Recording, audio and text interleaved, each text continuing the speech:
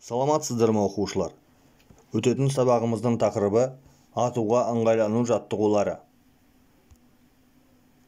Сабағымыздың мақсаты атуға ыңғайлану жаттығуларын үйрену, әскери патриоттық рухты тәрбиелеу.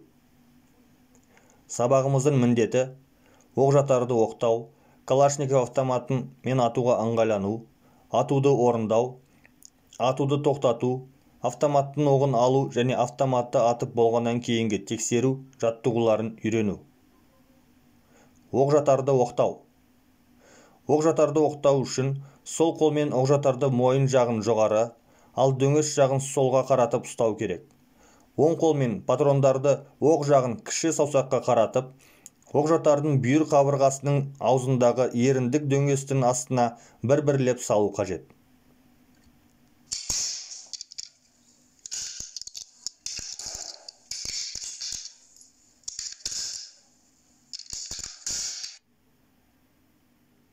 Калашников автоматымен атуға ыңғайлану. Автоматпен әртүрлі қалыпта және нысана немесе қарсылас пайда болуы мүмкін кез келген бағытқа қарай атуға болады. Ұрыс жағдайында автоматшы ату орнын бөлімше командирі нұсқауымен немесе өзі иеленіп дайындайды. Жергілікті жерге байланысты ату үшін жер таса, снаряд түскен шұңқыр, арық, тастың, ағаштың тасасы, ал елді мекендерде үйлердің терезелері, үйдің шатыры секілді жерлер таңдалуы мүмкін. Автоматшы атуға команда бойынша немесе өз еркімен дайындалады. Оқу-жаттығу кезінде атуға дайындалуға берілетін команда атыс шебіне қадам, бас және сосын оқта. Автоматты оқтау үшін автоматты сақтандырғыштан босатып, қажетті ату жиілігіне қою, бекітпе жақтауын тоқтағанша кері тартып, қайта жіберу. Егер дереу оқ ату қажет болмаса, автоматты сақтандырғышқа қою керек.